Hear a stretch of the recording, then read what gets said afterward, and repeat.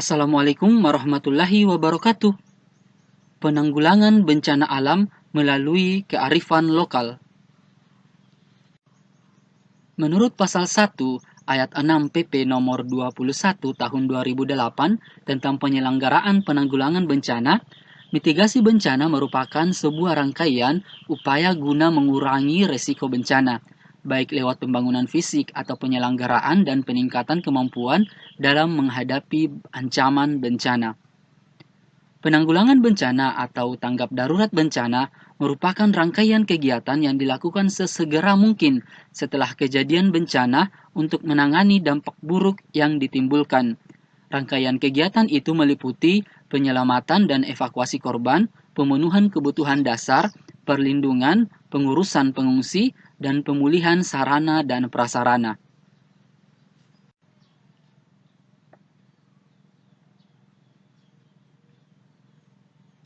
Kearifan merupakan seperangkat pengetahuan yang dikembangkan oleh suatu kelompok masyarakat setempat atau komunitas tertentu yang terhimpun dari pengalaman panjang menggeluti alam dalam ikatan hubungan yang saling menguntungkan kedua belah pihak, yaitu manusia dan lingkungan, secara berkelanjutan dan dengan ritme yang harmonis.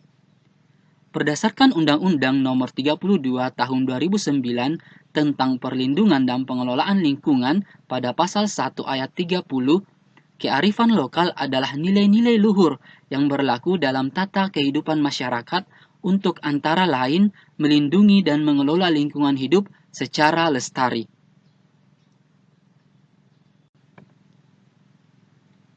Kearifan lokal adalah kekayaan budaya setempat yang mengandung kebijakan hidup, pandangan hidup, way of life yang mengakomodasi kebijakan dan kearifan lokal. Konsep mitigasi bencana yang dikemas dalam kearifan lokal dan yang ada di masyarakat selama ini tentu sudah teruji, sebab mengandung nilai tradisi yang sudah turun-temurun dijalankan. Kearifan lokal masyarakat Indonesia sangat kaya. Bentuk-bentuk kearifan lokal dapat berupa nilai, norma, kepercayaan, dan aturan-aturan khusus. Beberapa di antaranya seperti subak, nyabuk gunung, semong, tanah uleng, dan lain-lain.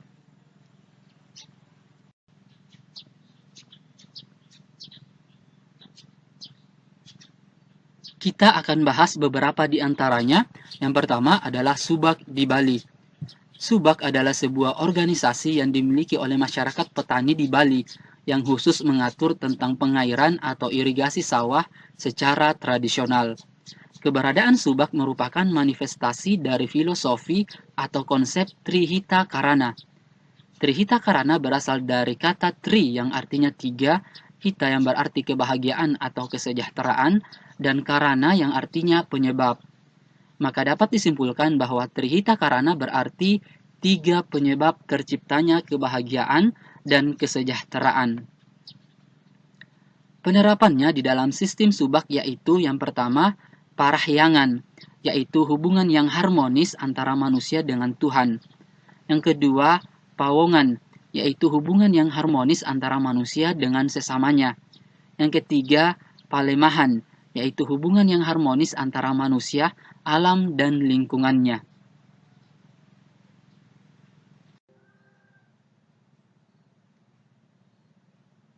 Yang kedua adalah nyabuk gunung di Jawa Barat.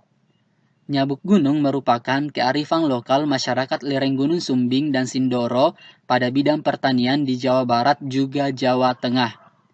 Di dalam kegiatan nyabuk gunung, terdapat berbagai istilah dan makna yang berkaitan dengan sistem tanam tradisional.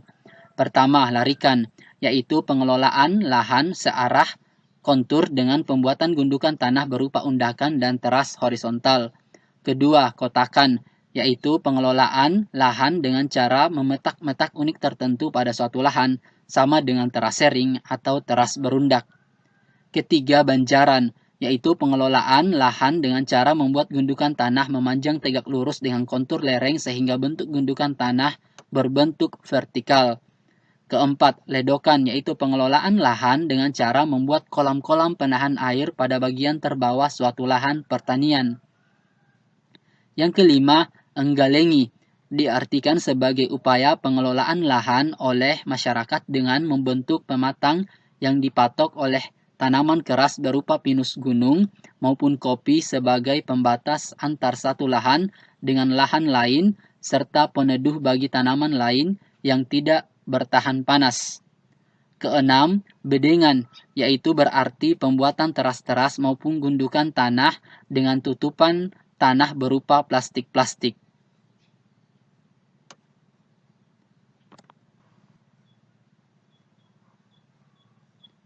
Yang ketiga adalah smong.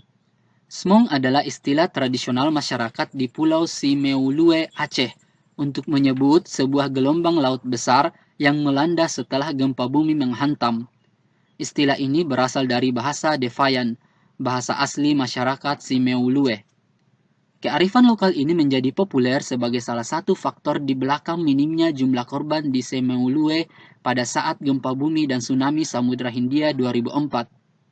Simeulue sudah pernah dilanda tsunami pada tahun 1907, dan istilah ini secara turun-temurun diwariskan kepada generasi selanjutnya sebagai sebuah peringatan. Ini adalah lirik Smong. Dengarlah sebuah cerita pada zaman dahulu tenggelam satu desa. Begitulah mereka diceritakan. Diawali oleh sebuah gempa, disusul ombak yang besar sekali. Tenggelam seluruh negeri tiba-tiba saja. Jika gempanya kuat, disusul air yang surut. Segeralah cari tempat kalian yang lebih tinggi. Itulah Smong namanya. Sejarah nenek moyang kita. Ingatlah ini betul-betul pesan dan nasihatnya. Seperti itu bunyi lirik Smong.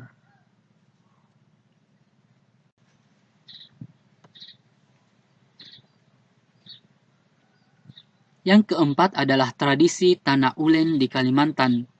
Tanah Ulen merupakan tanah larangan berupa kawasan rimba atau hutan primer dengan tingkat keanekaragaman hayati tinggi yang dimanfaatkan untuk menjaga kelangsungan hidup masyarakat adat Dayak. Di wilayah ini tumbuh berbagai jenis rotan, daun sang, kayu manis, damar, sagu, gaharu, dan aneka kayu untuk bahan bangunan. Selain itu, hidup juga berbagai satwa dan ikan di sungai. Tanah Ulen adalah tanah larangan, sebuah sistem konservasi tradisional yang dikenal sejak lama oleh masyarakat adat Dayak Kenyah di Kalimantan Utara dan Kalimantan Timur untuk menjaga kelestarian hutan dan daerah aliran sungai Das yang menjadi sumber kehidupan mereka. Masyarakat dilarang menebang pohon, membakar hutan, membuat ladang, dan aktivitas lain yang merusak alam. Tradisi ini tentu saja dapat menjaga kelestarian hutan. Oke, sekian pembahasannya. Semoga bermanfaat. Assalamualaikum warahmatullahi wabarakatuh.